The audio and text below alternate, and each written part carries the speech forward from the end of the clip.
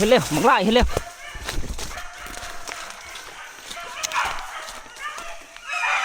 โหดเป็นโหดด้วยผู้ขาบเสือยังไงขาบเครือยังไงด้วยผู้ได้แล้วลูกได้แล้ววางยกแต่ว่าเฮาบ่กินอึ่งนะโอ้นี่ปนนกเดี๋ยวละซิมันก่อนคือสิแสบเนาะนี่เห็นพันใหญ่ซิมแล้วอดบ่ได้นะลองเบิ่งก่อนจะขับมันแต่เฮาสิไปล้างถ้วยก็ได้นะ3-4 ใบนี่คือถ้วยลาบนกลาบแล้วถ้วยต้มเนาะนี่ถ้วยต้ม3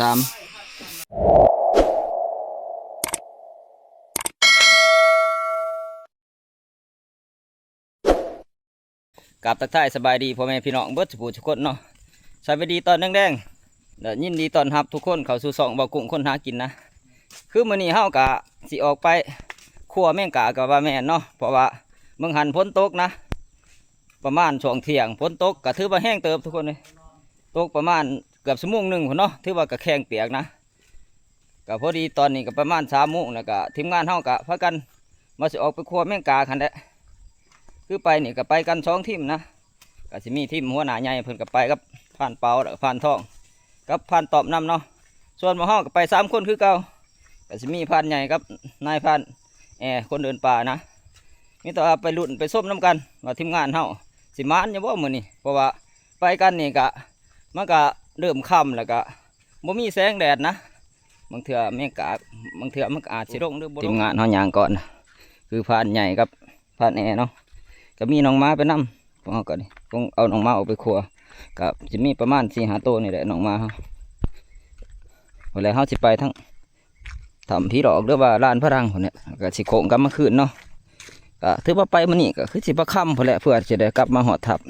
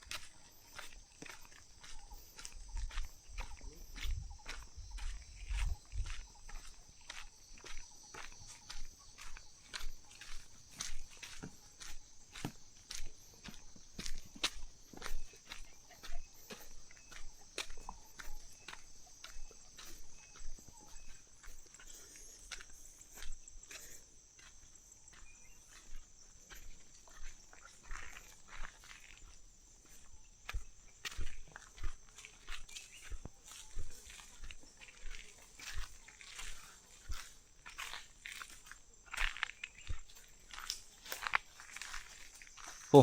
ปานแอร์เพิ่นเอาหนังสติ๊กแล้วมากระทุนนะทับอันนั้นเนาะแล้วเรือว่าเยี่ยวเนี่ย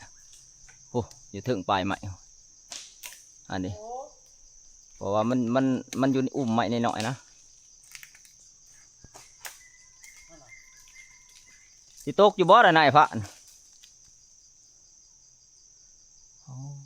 คือสิบโลกในเบื้องคักเลยโอ้เอานายพระเอาให้มันตกเลยกระทุนอ่อนบ่เจ้ากระตาดีขนาดเนาะอยู่สูงบ่สูงก็เห็นถือตะข้อนเนาะนู้บ่ถือโตมันถือตำตะข้อนแน่เรียบร้อย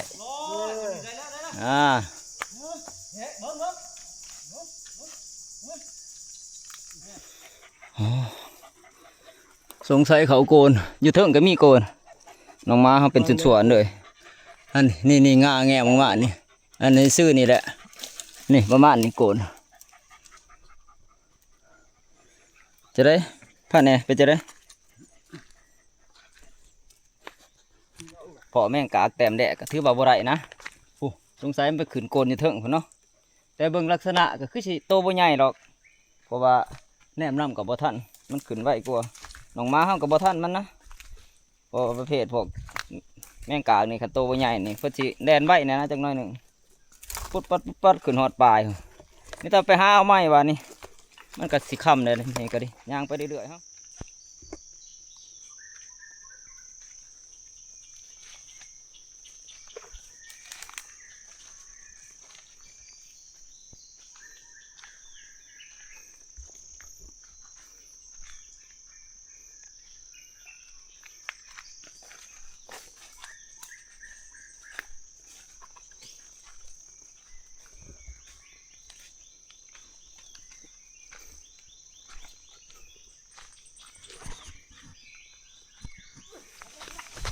เฮ็ดแล้วเฮ็ดเร็วมึงไล่เฮ็ดเร็ว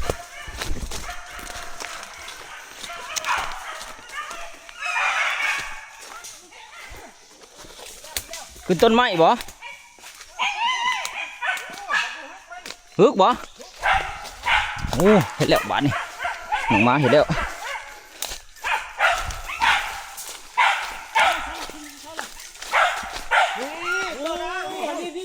โอ้กำกายอยู่เนาะผู้กำกายอยู่โอ้มีรุ่นตัวนี้บาดนี่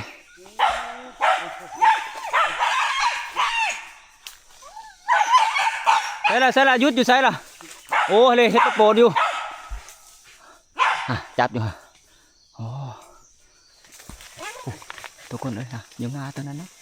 จับตะโปรงอยู่เนาะโมตีนเลยโอ้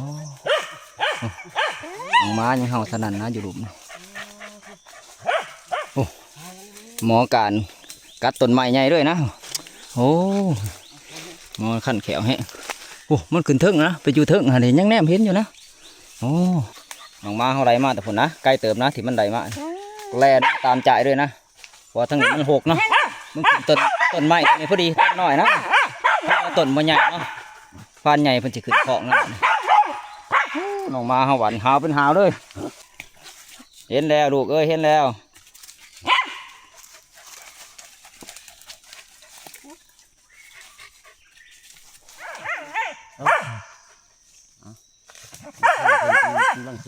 อยู่มองนั่น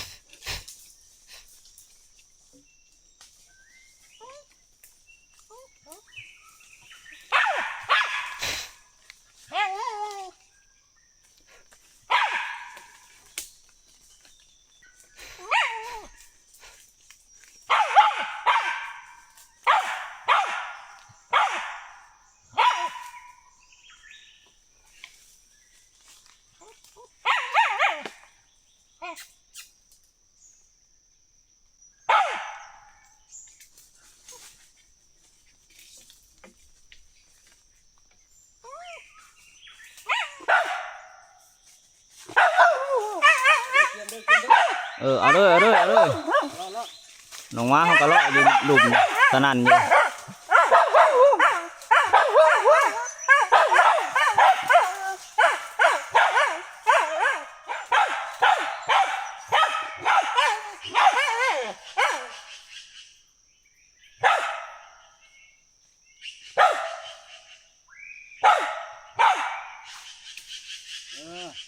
ได้หรือว่าเรียบร้อย เรียบร้อยแล้ววะโอ้คักแล้วคักแล้ว บ่วงแล้วเขาบ่วงแล้ว Ừ. ทีนี้ไม่เอาเด้อ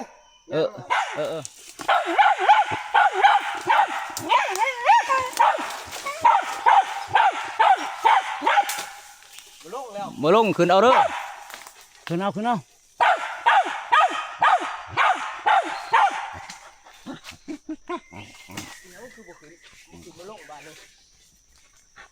ตูดขึ้น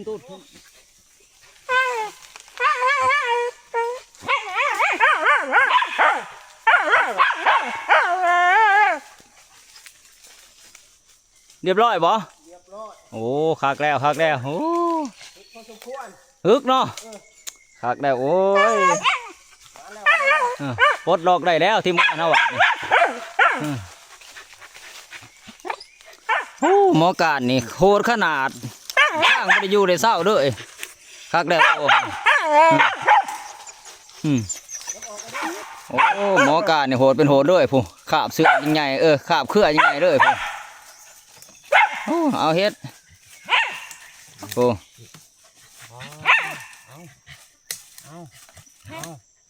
เอาไม่เทียบ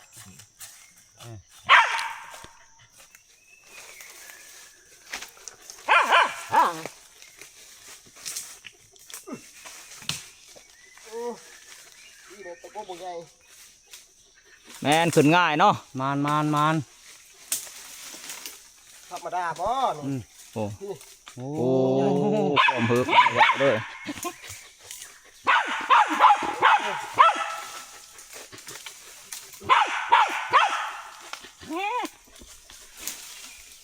พอมาเอาบุกเนาะ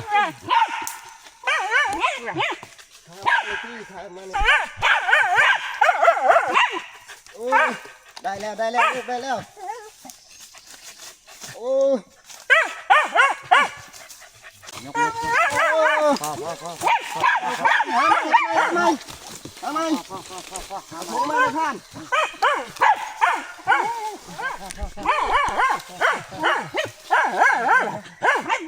ลูกพ่อหาไม่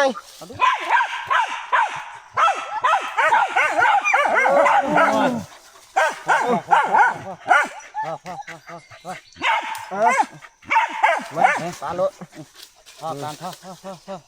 ประมาณ3 โลได้พอสมควรตัวนี้ลงมาเข้าเอาไปอยู่ครบหางนี่รุดนี่เห็นแต่100 บาทแพสุดยอดลงมาเข้านี่นี่มานลูกมานไปไปเอาวันนี้โอ้มาธรรมดาบ่สิคุยเองเอา ถือว่าเฮามากลัวแมงกากนี่ก็เดินทางมาไกลเติบแล้วทุกคนเลยเพาะ2 แต้มนะแต่ว่าแต้มแรกเฮาผ่านไปเนาะคือมันขึ้นต้นไม้มันอาจจะเป็นตัวน้อยเด้อแนมหากับเห็นทุกคนมันก็มีโกนเนาะแต่ว่าน้องมาเฮามานำทันแต้มที่2ทุกคนเลยโอ้ตัวฮึกสมควรเนาะคือเห็นนะทุกคนมันขึ้นต้นไม้ก็บ่ใหญ่หรอกต้นไม้น้อยเนาะพอดีพันใหญ่เพิ่นขึ้นเอาเพิ่นขึ้นเคาะนะคลองได้จบเจือทุกคนเลยถือว่าทีมงานเฮานี่ปลดล็อกได้แล้วนะเพราะว่าไปบ้านนี่เบิดมือเนาะกับบ่มานนะไปขัวแต่ว่ามื้อนี้ฝนตกนะมึงตอนเที่ยงถือว่าเฮามาขัวดอกแดงถือว่าคักสมควรทุกคนเลยเริ่มมานนะบัดนี้โอ้ทีมงานเฮาย่างก่อนไปต่อทุกคนบัดนี้แมงกากที่พวกเฮามานเบิ่งหันนะทุกคนโอ้ใหญ่คักเนาะนี่ท้องให้ได้เป๊ะเด้อทุกคนถือว่าตัวแดกก็ถือว่าตัวฮึกนะสำหรับทีมงานเฮามานนี่ใหญ่คักนะตัวนี้ประมาณ2 กิโลกว่าๆพุ่นเนาะนี่ปลายหางก็ยังใหญ่นะทุกคนนี่ปลายหางมันคือว่าปลายหางนี่ฮึกเติบโอ้คักได้เอาหมานตัวหนึ่งให้หมานอีกตัว2เลยเดี๋ยวว่าตัว3ไปเรื่อยๆเนาะหมานเท่าไรแหงดี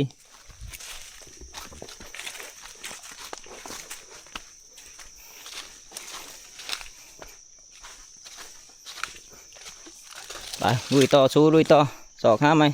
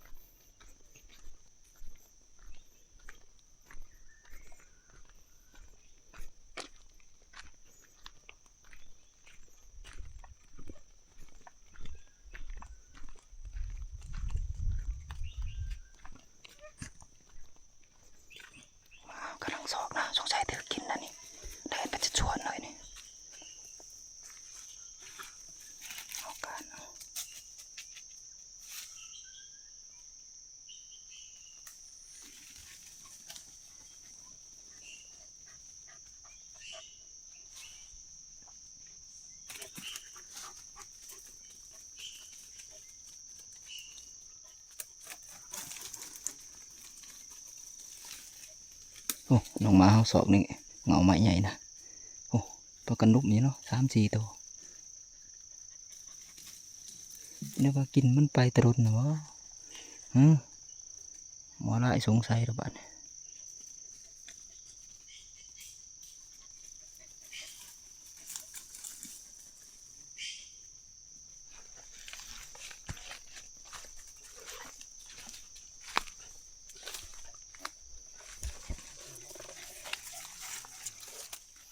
มึงยาน้องหมาเฮาศอกหากินนี่ก็บ่ทันนะมันเดินเบิดนะในบริเวณถั่วแทนก็ยังบ่ทันโตเพราะว่าบางอันแมงกานี่คันโตมันบ่ใหญ่มันไปไว้นะบางเทื่อน้องหมาเฮาก็สิบ่ทันมันเพราะว่ามันหูกินน้องหมาเฮามันก็ไปก่อนเนาะนั่นแหละน้องหมาเฮาเดินหนาไปสอกหาเอาตัวใหม่กันนี่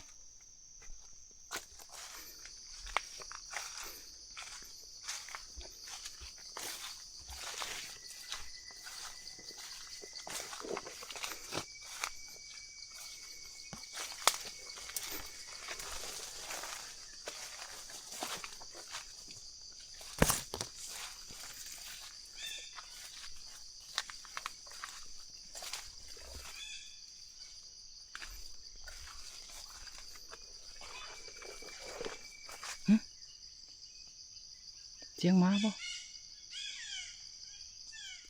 ตอนนี้เฮากลับมาฮอดด่านพรังน่ะเนาะคือบริเวณแถวนี้เนี่ยด่านพรังหรือถ้ำพรังโอ้เผื่อมาฮอดก็ค่ำนะ6 โมงเนี่ยเนาะที่ว่าการพาน้องหมาออกมาขัวของทีมงานเฮานี่มา3 คนกับผ่านเองกับผ่านใหญ่นี่ก็ถือว่ายังมานแม่งกากตัวเดียวบัดนี้แต่ว่าพวกเฮาสิเลาะกลับทับพุ่นแหละหรือว่าเที่ยงนาหน่อยพุ่นเนาะบางเทื่อทีมงานเฮาก็อาจสิมาได้นะเพราะว่าคือพวกเพิ่นไปอีกทางหนึงคือพวกหัวหน้าใหญ่กับผ่านทองนั่นแหละสำหรับลานพรังนี่ก็เป็นอีกลานหนึ่งนะที่ว่ากว้างแล้วก็ใหญ่เนาะผู้โอ้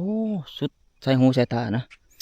ความกว้างความใหญ่นี่ถือว่าที่สุดอะเฉพาะในเขตแถวเขตเซนวดนี่เนาะผู้เอาอย่างมาแต่เบื้องนะโอ้ใหญ่คักนะแล้วก็กว้างทุกคนเลยถือว่านี่ก็เริ่มค่ำนี่ก็อากาศลงแล้วนะถือว่าเย็นนะนี่เริ่มสิมืดเด้อเด้นี่โอ้ตั้งนั้นก็เป็นหมอกนะคุณหนวผู้ท้องฟ้าก็ยังเป็นครึมๆคือเก่าเพราะว่ามันค่ำนะเนาะโบแน่นะบางเถื่อมาแดงนี่เรียกว่าคืนนี่ฝนอาจสิตกอีกก็ได้ว่าช่วงนี้ก็ฝนก็เริ่มคุ้มแล้วนะเริ่มจุกซุ่มน้ำแล้วเนาะว่าก็หอดฤดูกาลลงหน้าคือว่าเนี่ยเดือน6เลยเด้โอ้ทีมงานเฮาย่างก่อนผ่านใหญ่กับผ่านน้องม้านำ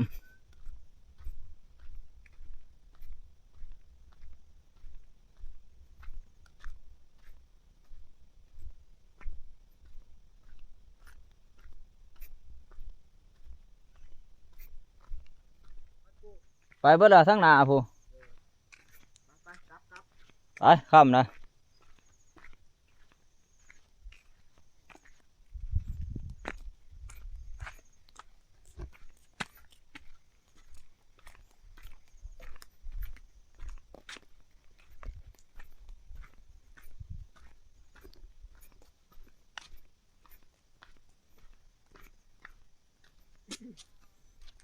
โอ้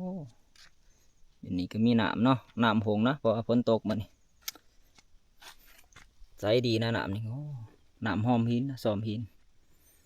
กินน้ำก่อนหิวน้ำเลยบัดนี้กินไปสิแหละเพราะว่าท่านใช้กินหันหน้าสวงนี่แต่เป็นยังดอกน้ำพ้นใหม่ยังใสอยู่กินน้ำแล้วด่ะเดินทางต่อผู้ป้าแหน่ไปก่อนนะเพื่อจังหวะทับก็คือสิค่ำพอแล้วการเบาเรื่องการมาป่าหรือว่าขืนผู้ขืนเขานี่ก็เป็นอีกเรื่องหนึ่งหรือว่าจุดหนึ่งนะที่เฮาสืบสอบเนาะในการเดินป่ากับว่าแม่นหรือว่าการอยู่กับธรรมชาตินี่นะมันก็เป็นอีกเรื่องหนึ่งเนาะที่แบบว่าบำบัดจิตใจหรือว่าอิหยังก็แล้วแต่เพราะว่าเฮาอยู่ตามบ้านตามเมืองมันก็สิมีหลากหลายเรื่องราวปวดหัวนะบางครั้งก็นี่เฮาขึ้นมาถึงก็อาจสิสงบแน่เพราะว่ามันบ่มีไผนะมีแต่ทีมงานเฮากับนี่แหละผู้ที่เพิ่นมาอาศัยหาอยู่หากินก็มีเป็นบางจุดบางกลุ่มเนาะเพราะว่ามันก็มีหลายกลุ่มนะที่ขึ้นมาเอาแดนเอาไปกันแดนคำนะได้เขียวได้เบิดโอกาสเลยเหมือนเลยบัดนี้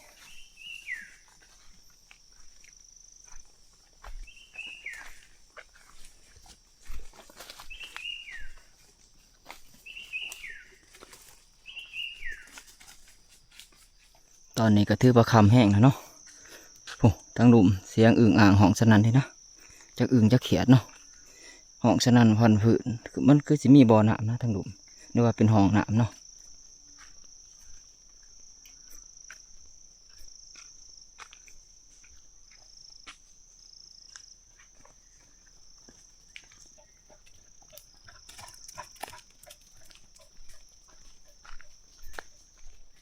โอ้หมอละอันนี้ยางแตกอีกละหมอเจ็บขาได้นี่โอ้เหนื่อยโคตรเหนื่อย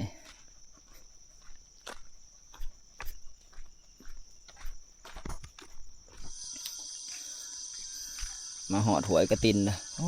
เสียงอึ่งเสียงเขียดกระห้องอยู่นะเบื้องกระทืบว่ากระห้องกระบอร้ายปันไดเพราะว่าฝนมันกระตกกระบอแห้งปันไดเนาะ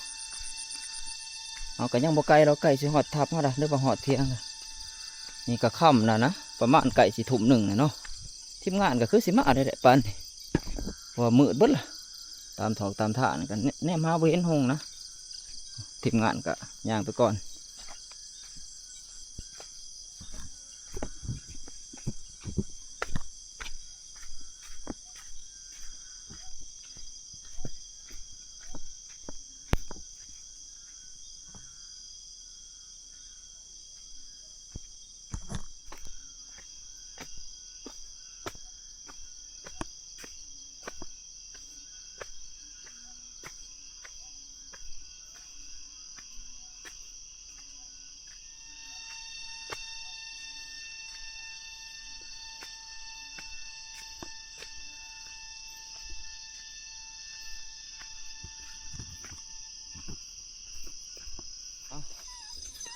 ย่างทีมงานเฮาทีมงานนักละสีคามาหอดทับระบาดนี่โอ้โหส่งสัญญาณบอกกันนะแดน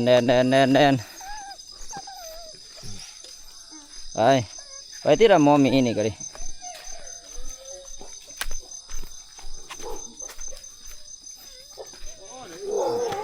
โอ้เสียงอึ่งมาหอดเทียงละโอ้จนค่ำจนมืดจนประมาณเกือบ2 ทุ่มนะแต่ว่าทีมงานเขากับมาก่อนนะเนาะพวกเพิ่นกับมาหอดประมาณไดเดียกันนี่แหละเพิ่นหอดก่อนบ่เกิน10 นาทีพวกเพิ่นมาคือว่าพวกเพิ่นกับมานอยู่มานอันนึงนะแมงกากอันบ่ใหญ่เนาะน้อยก็คงหมู่เฮาอยู่แต่ว่าทีมงานเฮานี่ก็มาครบกันเบิดละบัดนี้มีแต่ว่าสิพากันเฮ็ดกินปั่นกินข้าวแล้วก็สิพักผ่อนก่อนแมงกากที่ทีมงานเฮามานมาก็ถือว่าบ่ใหญ่ปานใดน้อยกว่าเฮาได้อยู่ตัวนี้ก็บ่ถึงโลนะคิดว่านี่แมงกาก2 ตัวเอามารวมกันนี่นะคือของทีมงานเฮามานตัวหนึ่งเนาะของหมู่เฮามานอีกตัวหนึ่งนี่ของเฮามานนี่ถือว่าใหญ่นะมันนี่เบิ่งแต่สันคุยรังมันนี่โอ้ใหญ่คักนี่แต่ว่าของทีมงานเฮามานนี่ถือว่าบ่ใหญ่ปานใดเนาะก็ถือว่าบ่ถึงโลนะคือเห็นนั่นแหละก็ถือว่าสรุปภาพรวมก็คือว่า2 แต้มทีมงานเฮามานคนละแต้มเนาะมาหอดทับเบิดละบาทนี่ว่าจะได้พวกเจ้าไปมานอยู่บ่ไปพาลงมาเอาไปขัว มาอยู่แต้มหนึ่ง โอ้ใหญ่เติบบ่ ครับประมาณ7-8 ขีดนี่แหละไรๆเนี่ย โอ้แต่บ่ถึงโลเนาะ แมน ไปพ่ออยู่ไสล่ะ นี่แหละใกล้ๆนี่ โอ้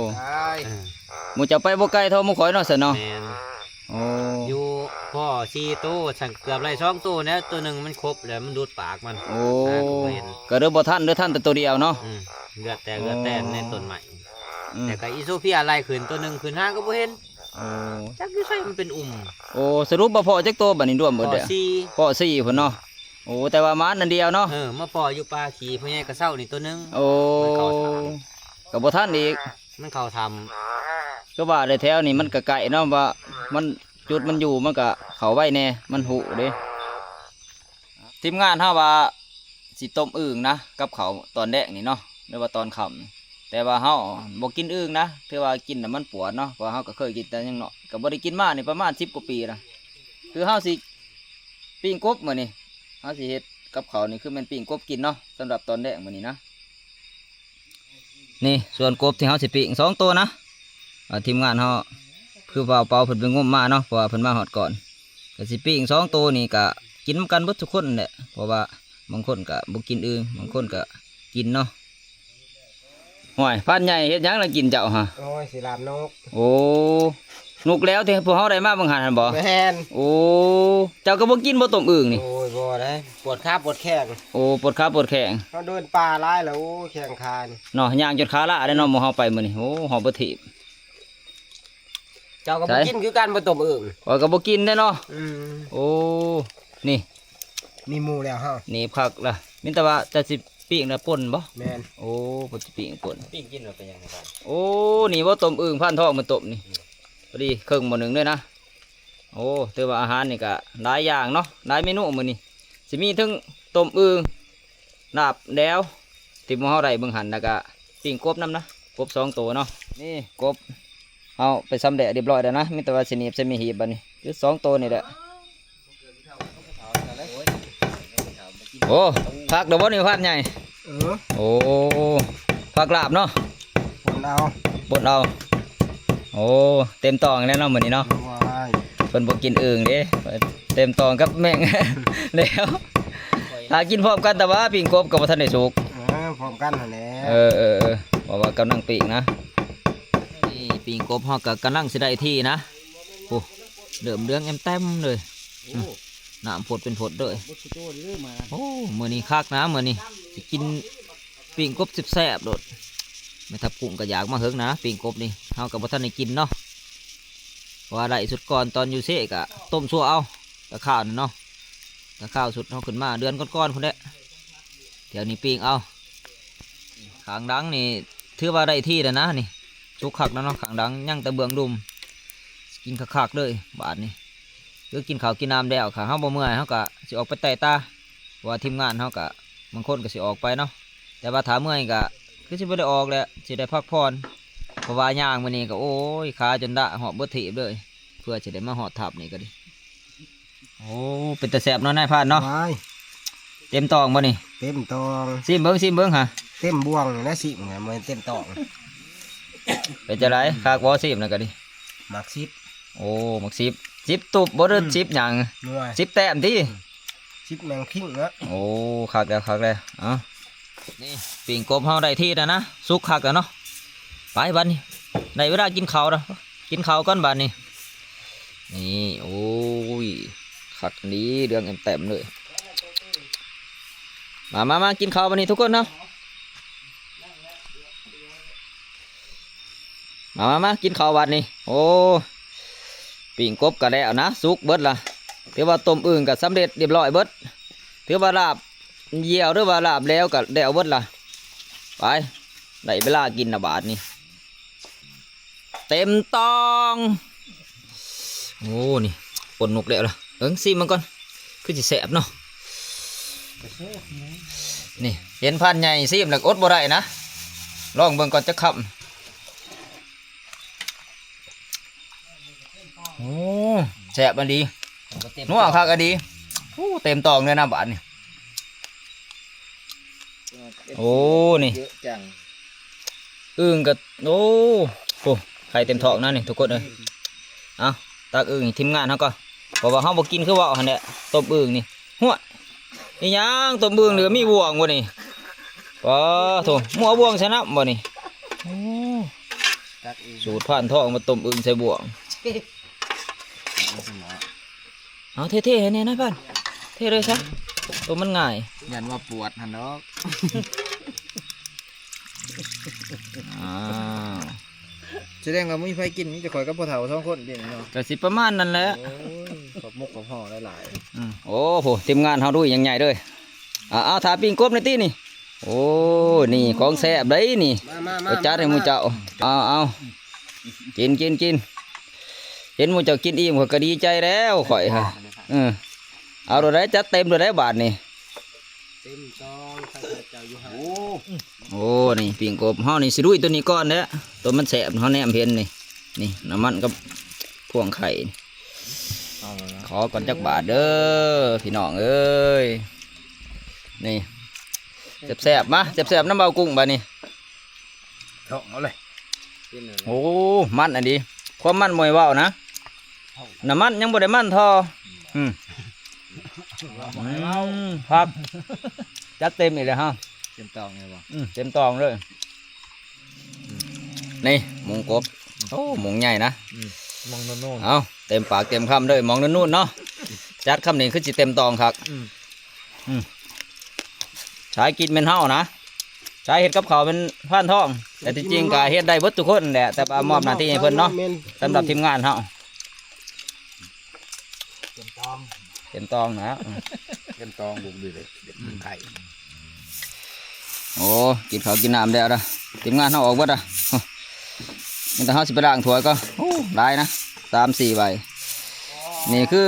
ถ้วยลาบนกลาบแล้วถ้วยต้มเนาะนี่ถ้วยต้ม3โอ้ยกินแล้วก็ต้องด่างแล้วบาดนี่เอานี่แหละเขาบอกกินมันเป็นกินแล้วก็จักเมียน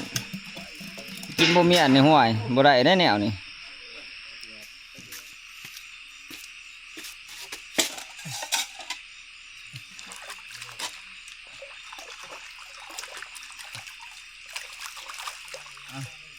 ด่างทำอยู่ปลาอยู่โรงนี่แหละมันมีแนวคัดแนวหยังก็เอามือหุบเอาให้มันสะอาดเนาะเป็นหยังหรอก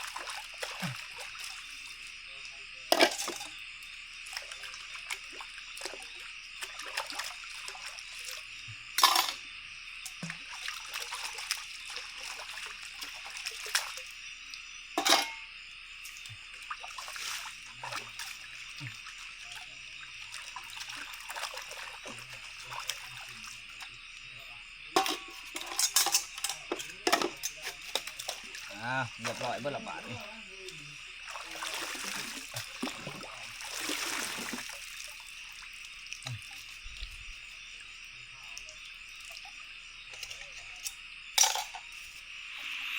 กินข้าวกินน้ำแล้วเฮาก็สิขอตัวพักผ่อนก่อนเพราะว่าก็เมื่อยนี่เนาะคือเว้าได้มื้อนี้ก็ไปเบิดมื้อบ้านนี่ก็ไปเบิดมื้อนะเมื่อยก็แม่นอยู่แต่ว่ารักๆนี่คือปวดขานะเพราะว่าเฮาย่างมื้อหนึงนี่ก็หลายกิโลเนาะโอ้แทบบ่ได้พักได้ผ่อนเลยย้อนจากหาอยู่หากินนี่แหละเพราะว่าเฮามานี่ก็3 มื้อ2 คืนน่ะก็ยังบ่ทันมานะทุกคนก็ยังพอแต่ได้อยู่ได้กินแต่ว่าก็บ่ทันได้มานแบบว่ามากมายหรือว่าดวงหลายเนาะแต่ว่าคันว่ามื้อแรงคันเฮาบ่เมื่อยหรือว่าเฮาแบบว่ามีเหือดมีแห้งแน่ก็บ่สิไปไต่ตามื้อแรงนี่บางเทื่อก็สิไปกับผ่านท้องแต่ว่าสำหรับคลิปนี้เฮาสิปิดไว้เพียงเท่านี้เนาะ